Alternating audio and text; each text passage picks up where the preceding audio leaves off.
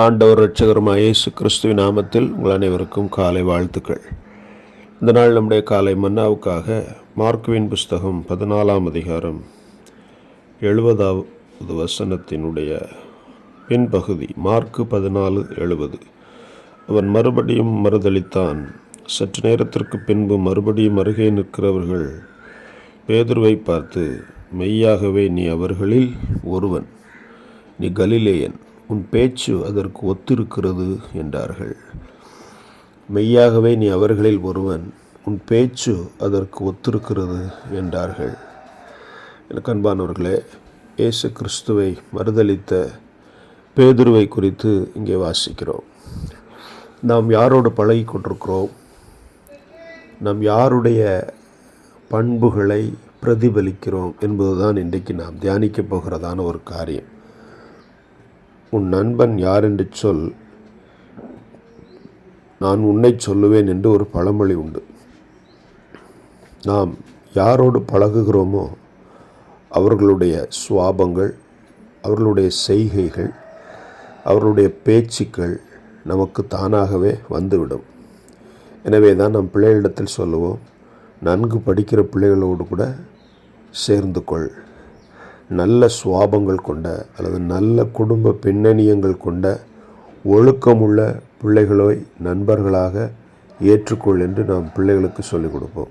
காரணம், தீய பிள்ளைகள், தீய பழக்க வழக்கங்களை கொண்டவர்களோடு நாம் பழகினால் நம்முடைய எண்ணமும் நம்முடைய பேச்சும் அவ்வாறாகவே மாறிவிடும்.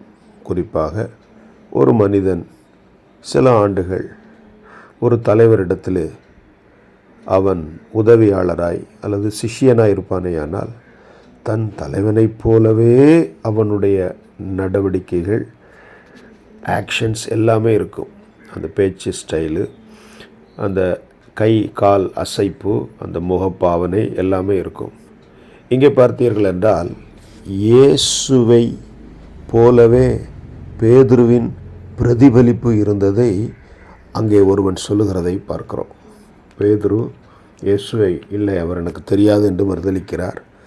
ஆனால் அவன் சொல்லுகிறான், இல்லை, நீ அவர்களில் ஒருவன்தான், உன் பேச்சு அதை வெளிப்படுத்துகிறது. இப்போ பாருங்கள், கிட்டத்தட்ட 3.5 ஆண்டுகள் பேதுரு இயேசுவோடு கூட இருந்ததினாலே பேதுருவின் பேச்சுக்கள் முழுவதும் இயேசுவை பிரதிபலித்தது, இயேசுவின் சுவாபங்களை பிரதிபலித்தது. ஒரு மனிதன் இயேசுவோடு வாழ்ந்தால் எப்படிப்பட்டவனாய் இருப்பானோ அதைத்தான் அது வெளிப்படுத்தியது.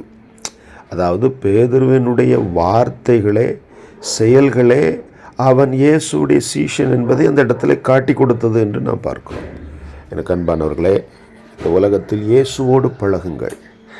இயேசுவை உண்மையாய் பின்பற்றுகிற பிள்ளைகளோடு பழகுங்கள். நீங்கள் துன்மார்க்கமான உலகத்தாரோடு நீங்கள் பழகுவீர்களே ஆனால் அவர்களுடைய தீய பண்புகளும் சுவாபங்களும் உங்களை ஒட்டிக்கொள்ளும், தொத்திக்கொள்ளும். எனவே இயேசு கிறிஸ்துவை பின்பற்றுங்கள், அவருடைய வேத வசனங்களை வாசியுங்கள். அப்பொழுது நீங்கள் இயேசுவை போலவே இருப்பீர்கள், இயேசுவை போலவே மாறுவீர்கள்.